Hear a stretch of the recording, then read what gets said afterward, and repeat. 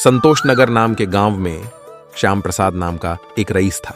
अपने बाप की कमाई का मौज उड़ा के भरपेट खाकर घमंडी तोंद वाला था। श्याम प्रसाद सारे गांव में उसकी करतूतों से बहुत फेमस था और वह शौकी लाल श्याम प्रसाद नाम से जाना जाता था। गांव वालों के ताने को वह ऑस्कर अवार्ड समझकर हर रोज एक नया शो करता था। उस गांव में पानी का प्रॉब्लम था। बारिश के मौसम में भी पानी की कमी होती थी। गांव वाले गांव के बाहर जाकर पानी भर के आते थे। इस बात की चिंता श्याम प्रसाद को जरा सी भी नहीं थी और इसका कारण था कि उसके घर में एक कुआं था जिसका पानी कभी भी कम नहीं होता था। एक तरफ पूरा गांव बिना पानी के तरस रहा था, लेकिन श्याम प्रसाद अपना शौक पूरा करने के लिए अपना कुआं बंद करवा के उस कुएं से अपने घर में हर कोने में पाइप और टैप से पानी लेता था। उसी गांव में रस्तोगी नाम का एक रसोई वाला था। उसके हाथ का खाना पूरे गांव में फेमस था और उसका बिजनेस अच्छा चलता था। हर रोज वह गांव के बाहर जाकर पानी लाकर खाना बनाने में उसे बहुत समय लगा था। इसलिए वह कुछ सोचकर श्याम प्रसाद के पास आकर, आज मैं तुमसे कुछ मांगने आया हूँ। यह सुनकर श्याम प्रसाद हंसते हुए बोला, मेरे बारे में जानते हुए भी मेरे पास मदद के लिए आया है। श्याम प्रसाद खुश हुआ। तब रस्तोगी बोलता है, हर रोज गांव के बाहर जाके पानी ले आने में मुझे दिक्कत हो रही है और मेरे व्यापार पर भी उसका इफेक्ट हो रहा है। इसीलिए अगर आप थोड़ा मेहरबानी करके मुझे रोज 10 बकेट पानी दे दो तो मेरा बहुत हेल्प होगा। चाहे तो मैं हर बकेट का 5 रुपए दे सकता हूँ। यह सुनते ही आग बबूला हुआ श्याम प्रसाद बोलता है, क्या रे रस्तोगी, कैसे मुंह उठाकर मेरे पास पानी मांगने आ गया है? क्या सोच के आया कि मैं तुम्हें पानी दे दूंगा? ये बोल के अपने घर के कुत्तों को रस्तोगी पर चार्ज करवाता है। रस्तोगी उन कुत्तों से बचने के लिए वहां से दौड़कर अपने घर तक नॉन स्टॉप भाग के आता है। वह पसीने से लथपथ होके पानी के लिए तरसता हुआ सांस लेता है। उस तरफ श्याम प्रसाद अपना शौक कुछ ज्यादा ही एंजॉय करता था।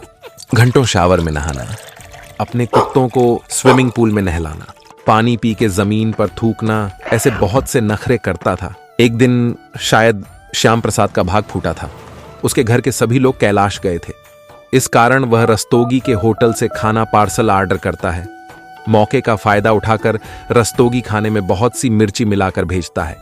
भूखे पेट का श्याम प्रसाद जैसे ही पार्सल आता है, इसे ओपन करके हड़बड़ी में 3-5 स्पून फटाफट से खा लेता है।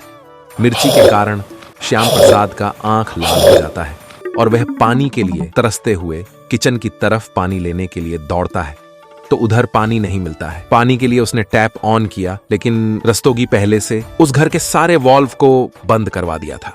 मिर्ची के वजह से उसको पानी पीना ही था।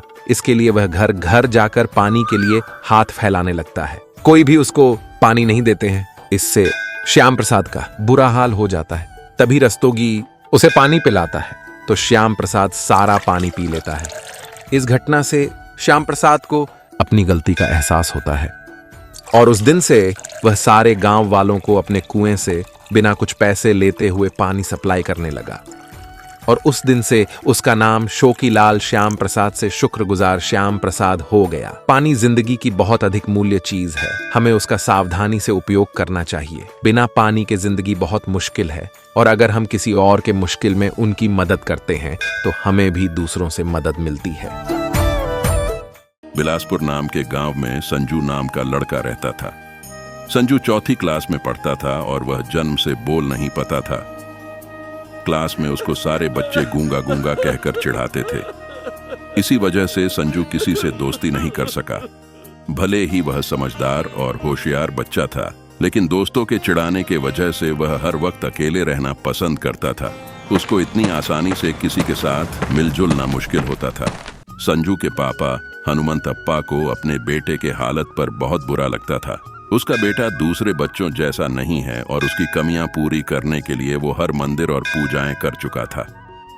इसी बीच एक दिन हनुमंतप्पा को अपना पुराना दोस्त तिमप्पा मिलता है और तभी तिमप्पा कहता है, क्या हनुमंतप्पा, सब कुशल मंगल, कैसा रहा इस वर्ष का फसल? ये सुनकर हनुमंतप्पा बोलता है, क्या तिमप्पा क्यों मेरा मजाक उड़ा रहे हो? आजकल फसल ठीक नहीं हो रहा है। मेरा जमीन गिरवी रखकर मेरा ध्यान सिर्फ मेरे बेटे पर है। कब मेरा बेटा पापा बोलेगा, यही सोच में रहता हूँ। ये कहकर दुखी होता है। तब तिमप्पा कहता है, सुनो हनुमंतप्पा, क्या तुम पीपल के स्वामी जी के बारे में नहीं सुने? वह बहुत प्रभावी स्वामी माने जाते हैं। तुम एक बार अपने बेटे को लेकर उनके पास जाकर आओ। ये कहकर तिम्मप्पा चला जाता है। उसी रात हनुमंतप्पा पीपल के स्वामी जी के बारे में अपनी पत्नी गौरवमा से चर्चा करता है तो गौरवमा बोलती है, हमने भी अपने बेटे के लिए बहुत सारे मंदिर घूम आए, लेकिन कुछ फायदा नहीं हुआ। अपने दोस्त की सलाह लेकर हम एक बार पीपल पेड़ के स्वामी जी के पास होकर आते हैं। अगले दिन सुबह हनुमंतप्पा जल्दी उठकर सबको तैयार करवा के बैलगाड़ी में स्वामी जी के दर्शन के लिए निकल पड़ता है। दोपहर तक पीपल पेड़ के स्वामी जी के पास आ पहुंचते हैं। तभी गाड़ी वाला बोलता है, साहब, आपका पीपल का स्वामी का जगह यहाँ है। हनुमंतप्पा गाड़ी से निकलकर देखता है और उसे कोई लोग नजर नहीं आते हैं। ये देखकर आश्चर्यचकित होकर सोचता है, अरे ये क्या, यहाँ कोई भी नहीं है। लगता है मैं गलत जगह पर आ गया।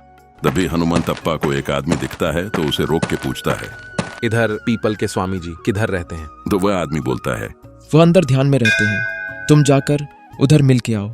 ये कहकर चला जाता है। दुविधा में हनुमंतप्पा जो भी हो जाए अंदर जाकर देखकर आते हैं। ये सोच करके गुफा के अंदर जाते हैं। अंदर जाते ही पीपल के पेड़ के नीचे पुरानी कपड़ों में एक आदमी ध्यान में बैठा हुआ दिखता है। हनुमंतप्पा उसे देखकर, अरे ये तो चिंदी कपड़ों में है, ये कहाँ से स्वामी जी हुआ? क्या ये मेरे बेटे की बोलती वापस ला सकता है? क्या तिम्मप्पा मेरे से खिलवाड़ कर रहा है? ऐसे सोचने लगता है। फिर भी मैं इधर आ गया हूँ, एक बार बात करके चला जाता हूँ। जो होना है सब ऊपर वाले की मर्जी। ये सोचकर स्वामी जी के पास आके बोलता है, स्वामी जी, ये मेरा बेटा संजू, ये जन्म से ही बोल नहीं पाता। बहुत उम्मीद लेकर आपके पास आया हूँ, आप ही इसका इलाज कर दो। ये सुनकर स्वामी जी संजू को अपने पास बुला के उसके कान में कुछ बोलते हैं और फिर से ध्यान में लग जाते हैं। यह देखकर हनुमंतप्पा निराश होकर, यहाँ आकर कुछ फायदा नहीं हुआ, मेरे बेटे को इस जन्म में बोलती नहीं आएगी। ये सोचकर वहां से चला जाता है। अगर तिम्मप्पा मिल जाए तो उसका ठीक से खबर लेने की सोचता है और हनुमंतप्पा अपने बेटे के साथ घर लौट जाता है। गुस्से में लटपट हनुमंतप्पा को एक बार मेले में तिम्मप्पा मिलता है तो उसे देखकर, अरे तिम्मप्पा, मैंने तुम्हारा क्या बिगाड़ा था जो तुमने उस ढोंगी बाबा के पास मेरे बेटे को ले जाने के लिए बोला था? ये सुनकर तिम्मप्पा बोलता है, क्या हुआ हनुमंतप्पा, ऐसे आग बबूला क्यों हो रहे हो? तब हनुमंतप्पा उस दिन के बारे में उसे सब कुछ बताता है। ये सुनकर तिम्मप्पा जोर से हंसने लगता है। इसे देखकर हनुमंतप्पा का गुस्सा और तेज होता है और कहता है, अरे मैं सोचा था कि तुम मेरी समस्या का कुछ उपाय करोगे, लेकिन लगता है कि तुम मेरी हालत का मजाक उड़ा रहे हो। ये सुनकर तिम्मप्पा बोलता है, हनुमंतप्पा, क्या तुमने अपने बेटे से पूछा कि स्वामी जी ने उसके कान में क्या कहा? हनुमंतप्पा उसकी बात सुनकर और गुस्से में बोलता है, जो बात नहीं कर सकता उसे मैं क्या पूछूं तिम्मप्पा, वह क्या जवाब दे सकता है?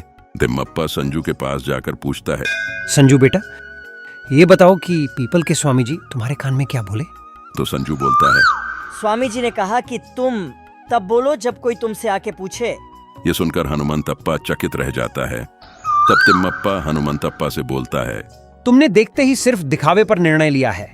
इस कहानी से ये पता चलता है, जो दिखता है वो बिकता है। इससे बेहतर है कि चीज को पहले हम जाने, परखे, फिर समझे।